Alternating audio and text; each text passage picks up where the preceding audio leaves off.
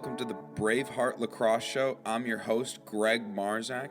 For those of you that's your first time checking in, I'm a former Division I lacrosse player, currently a youth and high school lacrosse coach located in Charlotte, North Carolina, and excited to share some lacrosse content with you and grow the sport. Let's check out the next episode. Down. Set. Welcome, everyone, to the Braveheart Lacrosse Show.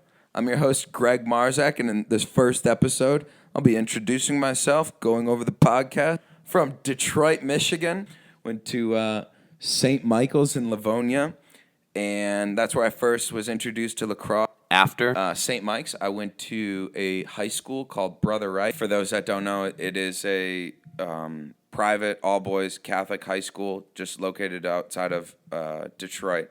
And in terms of lacrosse, they're pretty talented. Might deter a lot of Michigan audience, but we were really good. I mean, we won like 20 out of the past 21 state championships. Just an extremely talented program, and I was really fortunate to have the opportunity to play there.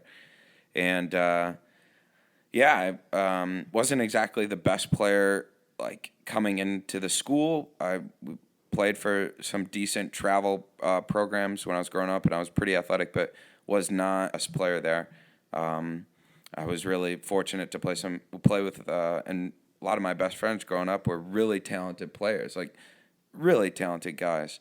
Got really good at face-offs and extremely talented offensive guys like Sergio Perkovic and J.P. Forrester and James Crow and John Plasky, and I just got the ball to them, and that was, we only lost like 3 games in the time that I was there. We played Hill, Culver. Michigan has this weird thing where you can only play teams within 500 miles of the state of Michigan. So you're sort of limited in the teams that you could play legally and not lose in-state eligibility. So we didn't get the terms of play like Don Bosco or any of the schools from Long Island, but the teams that we did get to play, Hill, Culver, St. Xavier, we competed, and most of the time we won. Obviously, with Hill and Culver, it was some pretty close games, and it was just a really cool experience in high school to play against some of the top teams in the country and to be a part of the program, a program that was nationally ranked. Like that was a really cool experience.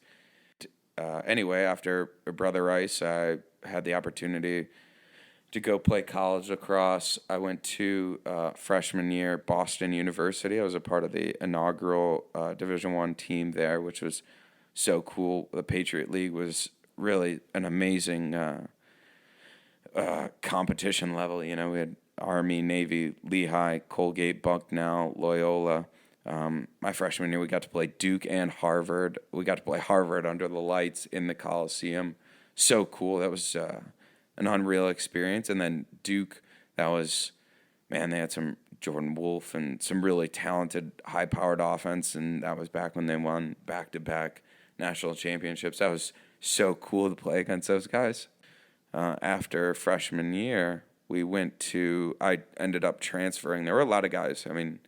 Out of that first class, there were like 34 kids, all freshmen in the inaugural class, which is crazy. And after the first year, we had somewhere between 15 guys transfer out, whether they weren't playing anymore, go to different schools. And that's just a part of the college lacrosse, I think, journey, or college sports journey in general. Guys transfer, people go different levels because of whether it's family or school or different interests of, what they think they want out of their experience. And part of my experience, I transferred to Detroit Mercy. It's closer to home and really different level of competition. Obviously not any better or worse, just different, conference. So we played guys like Marist. That was a huge, one of obviously biggest rivalries in at least the conference. Detroit Mercy and Marist, huge. There would be fights before every game. That was pretty wild. And We played different levels of talent there. We played Notre Dame.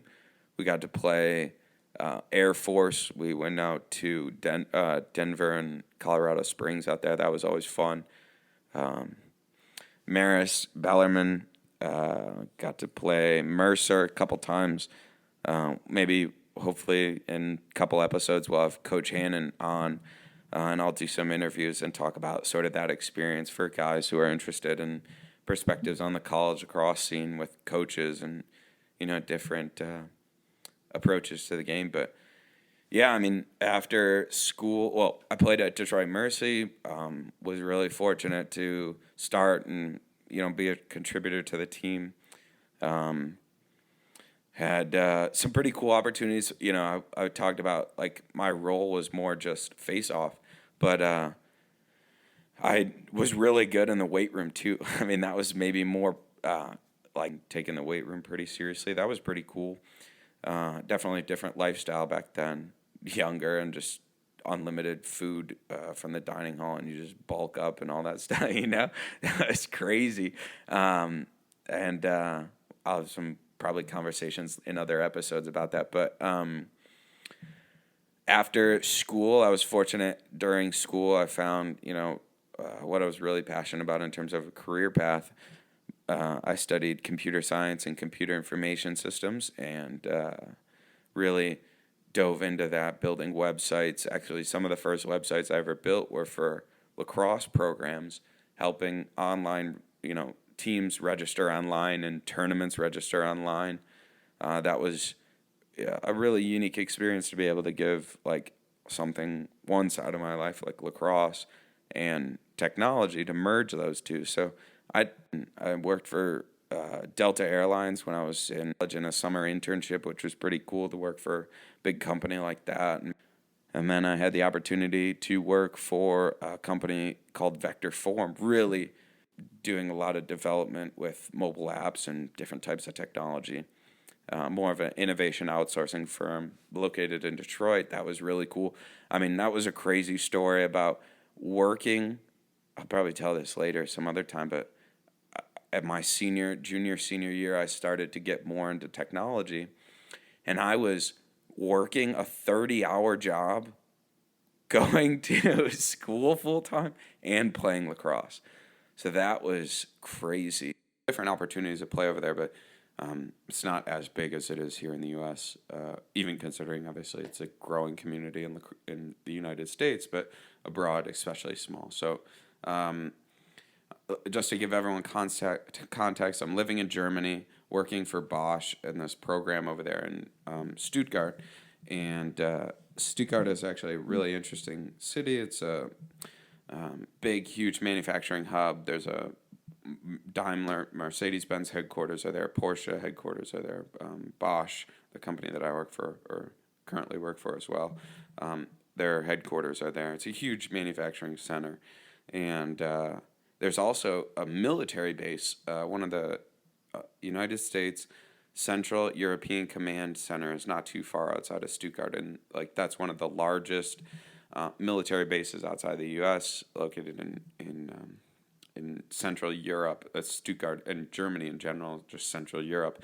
They have the quickest access points to different areas, and obviously can also go to Northern Africa and stuff. So anyway, the point of this is there's a decent presence of expats, whether they're military or just engineers, expats working abroad in that location. So living in Stuttgart, working there, and I meet this guy wearing lacrosse gear, and he offers the opportunity to come and play for the Stuttgart team, and a lot of the guys of which play for the German national team. So it was this experience where I got to play lacrosse abroad while I was working and living over there for this program that I was in at work, with this junior management program.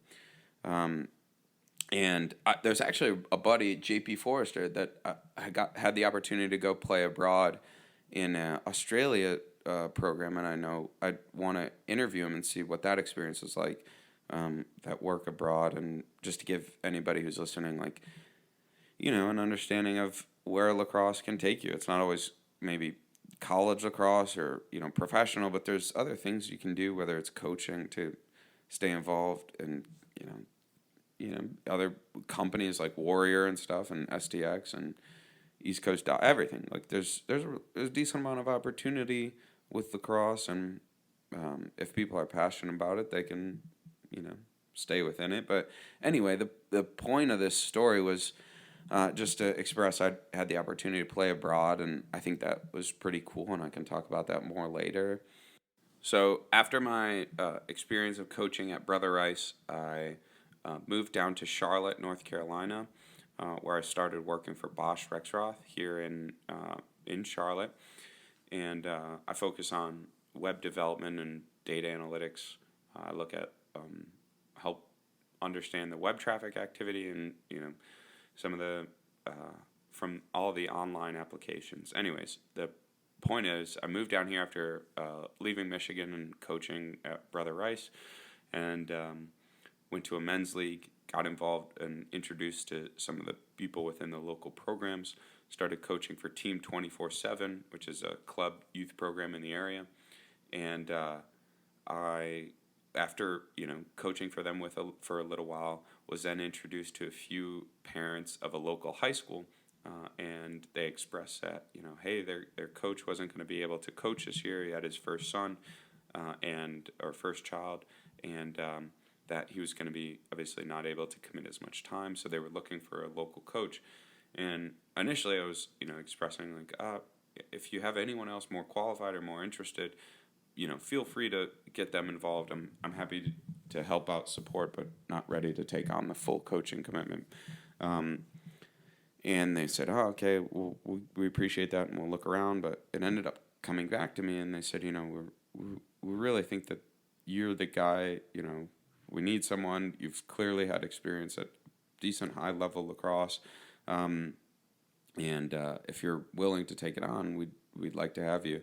And I said, yeah, okay. Like, I'd feel terrible if I was a senior in high school and we didn't have our coach. Even this was before 2020, before we even had the season, so before anything broke out. But I got involved with local club program down here and local high school, and I've been coaching since, and trying to make the most of everything going on. But